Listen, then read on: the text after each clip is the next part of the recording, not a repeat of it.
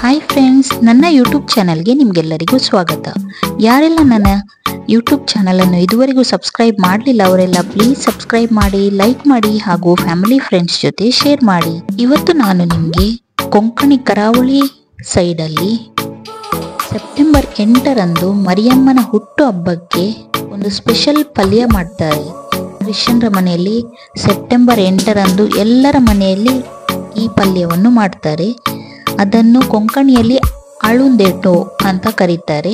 ಆ ಪಲ್ಯವನ್ನು ಹೇಗೆ ಮಾಡುವುದಂತ ನಿಮಗೆ ತೋರಿಸಿಕೊಡ್ತಿದ್ದೇನೆ ನೋಡಿ. ಇಲ್ಲಿ ನಾನು ಹರಿವೆ ಸೊಪ್ಪಿನ ಸ್ಟೆಮ್ಮನ್ನು, ದಂಟನ್ನು ಹೇಗೆ ಕ್ಲೀನ್ ಮಾಡಿದ್ದೇನೆ ನೋಡಿ.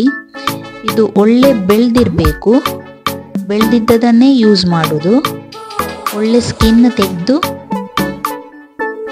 ಅದನ್ನು ಒಂದು ಫಿಂಗರ್ನ ಉದ್ದದಷ್ಟು ಕಟ್ ಮಾಡಿ ನೀರಲ್ಲಿ ಹಾಕಿ ಒಳ್ಳೆ ಮಾಡಿ ತೊಳಿಬೇಕು.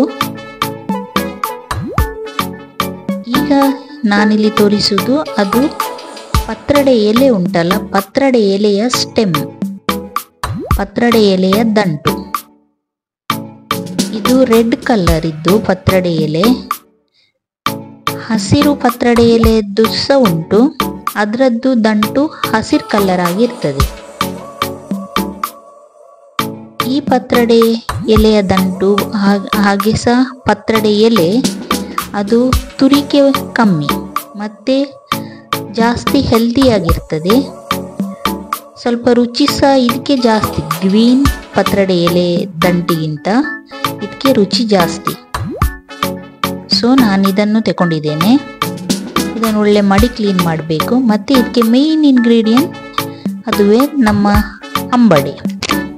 ಅದನ್ನು ಹೀಗೆ ಒಳ್ಳೆ ಮಾಡಿ ಜಜ್ಜಿ ನಾವು ಸಪ್ರೇಟಾಗಿ ಇಟ್ಕೊಳ್ಬೇಕು.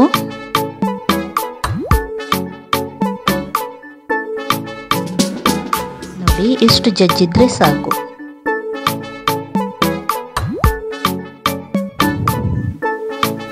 ಈಗ ಗ್ಯಾಸನ್ನು ಆನ್ ಮಾಡಿ ಗ್ಯಾಸ್ ಮೇಲೆ ಒಂದು ಪಾತ್ರೆಯನ್ನು ಇಡಿ. ಪಾತ್ರೆಗೆ ಒಂದು 3 ರಿಂದ 4 ಗ್ಲಾಸ್ ನೀರನ್ನು ಹಾಕಿ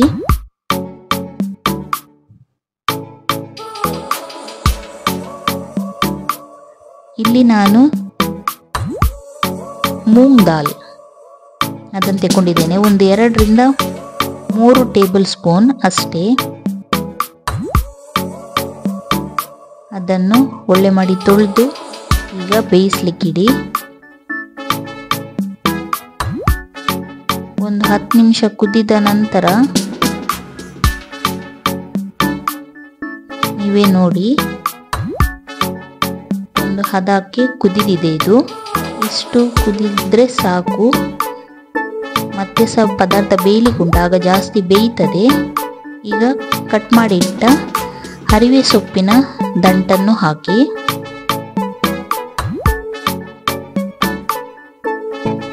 ಒಳ್ಳೆ ಮಾಡಿ ಮಿಕ್ಸ್ ಮಾಡಿ ಇದನ್ನು ಮೂಂಗ್ ದಾಲ್ ಒಟ್ಟಿಗೆ ಬೇಯಲಿಕ್ಕೆ ಬಿಡಿ.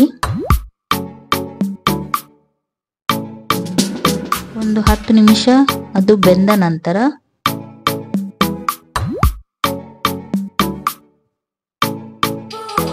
ಕಟ್ ಮಾಡಿಟ್ಟ ಪತ್ರಡೆ ಎಲೆಯ ದಂಟನ್ನು ಈಗ ಸೇರಿಸಿ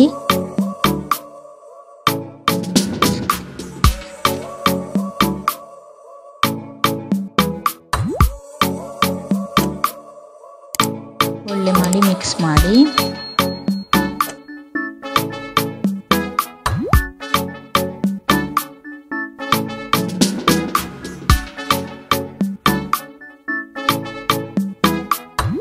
ಒಂದು 10 ನಿಮಿಷ ಬೇಯಲಿ.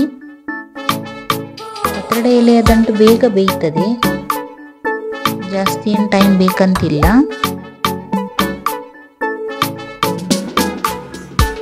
ನೋಡಿ, ನೀರೆಲ್ಲ ಫುಲ್ಲು ಆವಿಯಾಗಿ ಹೋಗಿದೆ.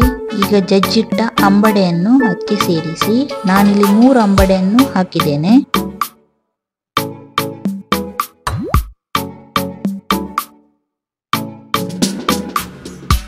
ಸ್ವಲ್ಪ ನೀರನ್ನು ಆ್ಯಡ್ ಮಾಡಿ ಒಳ್ಳೆ ಮಾಡಿ ಮಿಕ್ಸ್ ಮಾಡಿ ಪುನಃ ಒಂದು 5 ನಿಮಿಷ ಬೇಯಲಿ.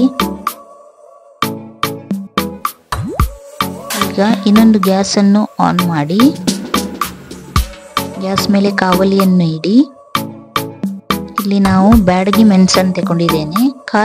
ನಿಮ್ಮ ಖಾರಕ್ಕೆ ಅನುಗುಣವಾಗಿ ನೀವು ತಗೊಳ್ಬಹುದು. ಇಲ್ಲಿ ನಾನು 10 ರಿಂದ 15 ತಗೊಂಡಿದ್ದೇನೆ. ಎಣ್ಣೆ ಹಾಕದೆ ಜಸ್ಟ್ ಡ್ರೈ ರೋಸ್ಟ್ ಮಾಡಿ.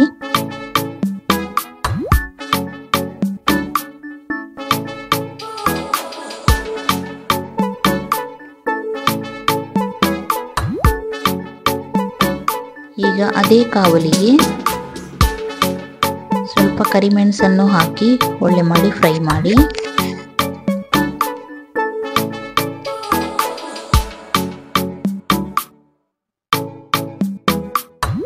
ಕರಿಮೆಣಸು ಫ್ರೈ ಆಗುವಾಗಲೇ ಕೊರಿಯಂಡರ್ ಸೀಡ್ಸ್ ಅನ್ನು ಹಾಕಿ ಫ್ರೈ ಮಾಡಿ.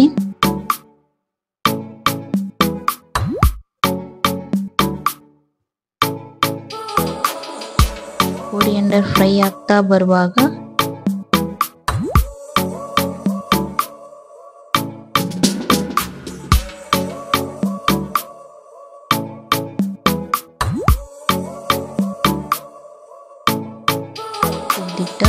ಜೀರವನ್ನು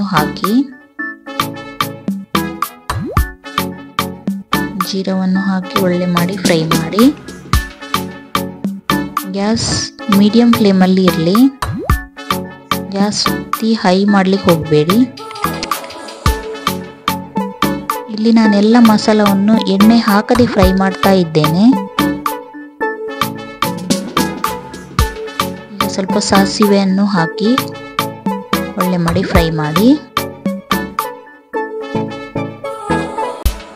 ಸಾಸಿವೆ ಫ್ರೈ ಆಗುವಾಗಲೇ ಅದು ಹೊಡಿತದೆ, ಗೊತ್ತಾಗ್ತದೆ ಫ್ರೈ ಆಗಿದೆ ಅಂತ. ಈಗ ಎಲ್ಲ ಮಸಾಲ ರೋಸ್ಟ್ ಆಯಿತು. ಈಗ ಮಸಾಲವನ್ನು ಬದಿಗಿಡಿ. ಅದೇ ಪ್ಯಾನಲ್ಲಿ ಸ್ವಲ್ಪ ಬೆಳ್ಳುಳ್ಳಿಯನ್ನು ಫ್ರೈ ಮಾಡಿ.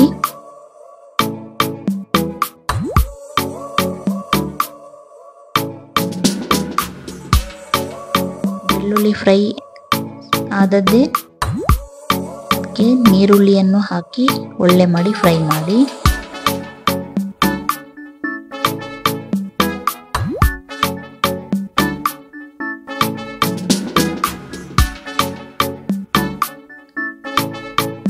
ಬೆಳ್ಳುಳ್ಳಿ ನೀರುಳ್ಳಿಗೆ ಸಹ ಫ್ರೈ ಮಾಡುವಾಗ ನಾನಿಲ್ಲಿ ಆಯಿಲ್ ಹಾಕಲಿಲ್ಲ.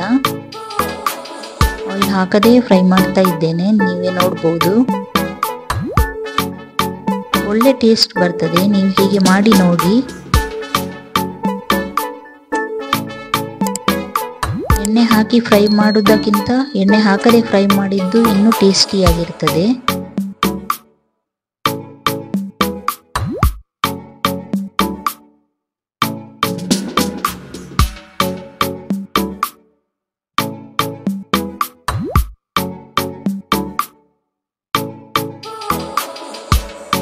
ಒಳ್ಳೆ ಬಾಡಿದೆ. ಜಾಸ್ತಿ ಬ್ರೌನ್ ಮಾಡ್ಲಿಕ್ಕೆ ಹೋಗಬೇಡಿ. ಇಷ್ಟಾದ್ರೆ ಸಾಕು. ಇದನ್ನು ತೆಗೆದು ಬದಿಗಿಟ್ಕೊಳ್ಳಿ.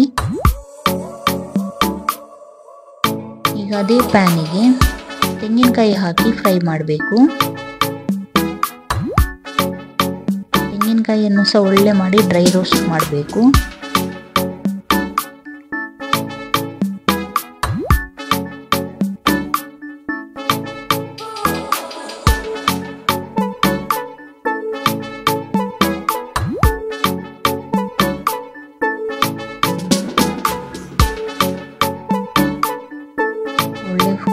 ಅಲ್ಲಾಡಿಸ್ತಾ ಇರಿ, ಇಲ್ಲದಿದ್ದರೆ ಅಡಿತಾಗ್ತದೆ. ಈಗ ಸ್ವಲ್ಪ ಅರಶಿನವನ್ನು ಹಾಕಿ ಮಿಕ್ಸ್ ಮಾಡಿ.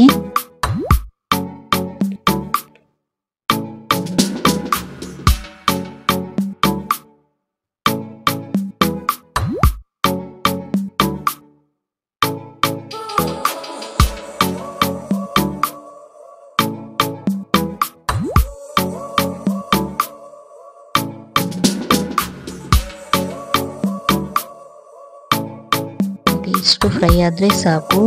ಇದನ್ನೀಗ ತಣಿಲಿಕ್ಕೆ ಬದಿಯಲ್ಲಿಡಿ. ಈಗ ಮಿಕ್ಸಿ ಜಾರ್ ತಗೊಂಡು ಎಲ್ಲ ಇಂಗ್ರೀಡಿಯೆಂಟ್ಸ್ ಅನ್ನು ಮಿಕ್ಸಿಗೆ ಹಾಕಿ ಒಳ್ಳೆ ಮಾಡಿ ಫೈನ್ ಪೇಸ್ಟ್ ಮಾಡಿ.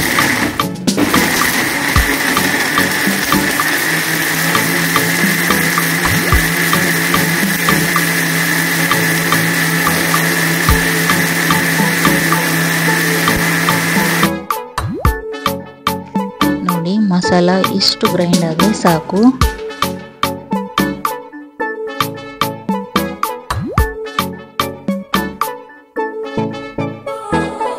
ಈಗ ಇನ್ನೊಂದು ಬದಿ ಗ್ಯಾಸನ್ನು ನೋಡಿ ಓಪನ್ ಮಾಡಿ. ಒಳ್ಳೆ ಬೆಂದಿದೆ, ಅಂಬಡೆ ಸಹ ಒಳ್ಳೆ ಬೆಂದಿದೆ. ಈಗ ಗ್ರೈಂಡ್ ಮಾಡಿಟ್ಟ ಮಸಾಲವನ್ನು ಈ ಪಾತ್ರೆಗೆ ಹಾಕಿ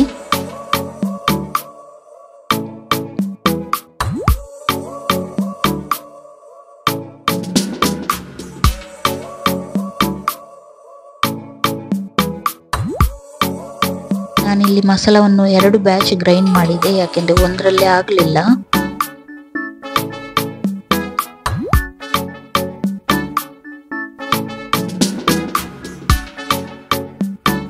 ನೋಡಿ 2 ಬ್ಯಾಚ್ ಮಸಾಲವನ್ನು ಪಾತ್ರೆಗೆ ಹಾಕಿ ಒಳ್ಳೆ ಮಾಡಿ ಮಿಕ್ಸ್ ಮಾಡ್ತಾ ಇದ್ದೇನೆ. ಈಗ ಒಳ್ಳೆ ಕುದಿ ಬರ್ತಾ ಉಂಟು. ಈಗ ಮಿಕ್ಸಿ ತೊಳೆದ ನೀರನ್ನು ಸಹ ಹಾಕಿ ಮತ್ತೆ ನಿಮಗೆ ಎಷ್ಟು ಹದಕ್ಕೆ ಬೇಕು ಆ ಹದಕ್ಕೆ ನೀವು ಗ್ರೇವಿಯನ್ನು ಇಟ್ಕೊಳ್ಳಿ. ಗ್ರೇವಿ ಸ್ವಲ್ಪ ದಪ್ಪ ಇದ್ರೆ ಒಳ್ಳೆಯದು.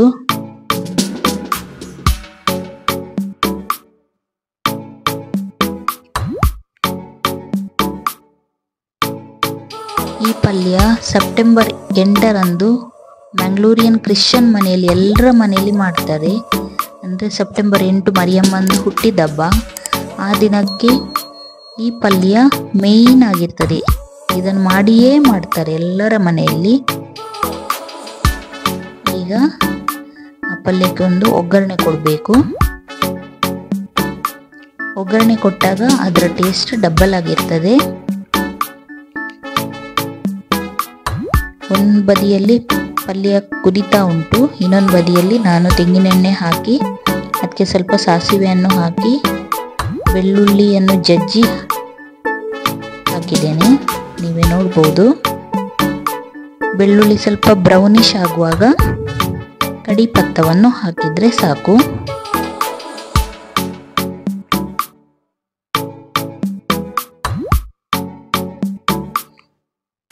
ನೋಡಿ ಕಡಿಪತ್ತ ಹಾಕಿದ್ದೇನೆ. ಈ ಪಲ್ಯಕ್ಕೆ ನೀವು ಫಸ್ಟಿಗೆ ಒಗ್ಗರಣೆ ಕೊಡಲಿಕ್ಕಿಲ್ಲ, ಲಾಸ್ಟಿಗೆ ಒಗ್ಗರಣೆ ಕೊಟ್ಟರೇನೆ ಇದಕ್ಕೆ ಟೇಸ್ಟ್ ಒಳ್ಳೆ ಬರ್ತದೆ.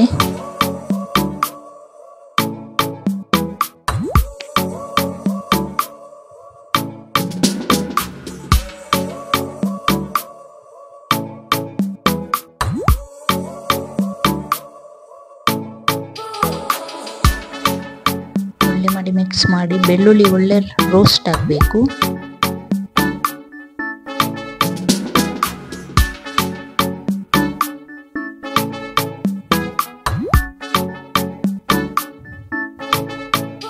ಈಗ ಒಳ್ಳೆ ಬ್ರೌನಿಶ್ ಆಗಿದೆ. ಈಗ ನಮ್ಮ ಪಲ್ಯ ಸಹ ಒಳ್ಳೆ ಕುದಿ ಬರ್ತಾ ಉಂಟು. ಇದೇ ಟೈಮಿಗೆ ನಾವು ಒಗ್ಗರಣೆಯನ್ನು ಹಾಕಬೇಕು.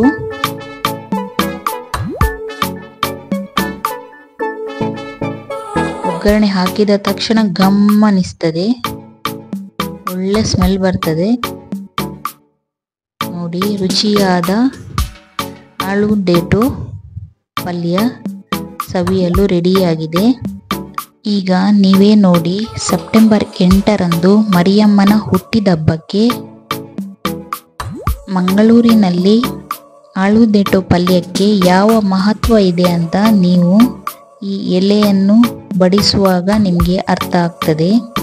ನೋಡಿ ಇಡ್ಲಿ ಇಟ್ಟಿದ್ದಾರೆ, ಅದರ ಮಿಡ್ಲಿಗೆ ಆಲೂಗೆಡ್ಡೆ ಪಲ್ಯವನ್ನು ಹಾಕ್ತಿದ್ದಾರೆ. ಅಂದರೆ ಇದೊಂದು ಮೇನ್ ಪಲ್ಯ ಮರಿಯಮ್ಮನ ಹುಟ್ಟಿದಬ್ಬಕ್ಕೆ. ಈಗ ಅದರ ಇಂಗ್ರೀಡಿಯೆಂಟ್ಸ್ ಅನ್ನು ನೋಡಿಕೊಂಡು ಬರೋಣ. ನಾನಿಲ್ಲಿ ಹರಿವೆ ಸೊಪ್ಪಿನ ದಂಟನ್ನು ತಗೊಂಡಿದ್ದೇನೆ, ಹಾಗೆ ಪತ್ರಡೆ ಎಲೆಯ ದಂಟನ್ನು ತಗೊಂಡಿದ್ದೇನೆ, 3 ಅಂಬಡೆಯನ್ನು ಯೂಸ್ ಮಾಡಿದ್ದೇನೆ, 2 table spoon coriander seeds, 1 table spoon jeera, 1/4 tea spoon ಕರಿಮೆಣಸು, 1/4 ಟೀ ಸ್ಪೂನ್ ಸಾಸಿವೆ, ಖಾರಕ್ಕೆ ಅನುಗುಣವಾಗಿ ಬ್ಯಾಡಗಿ ಮೆಣಸು, 5 ಬೆಳ್ಳುಳ್ಳಿ, 2 ಸಣ್ಣ ಗಾತ್ರದ ನೀರುಳ್ಳಿ, ವಾಟೆ ಹುಳಿ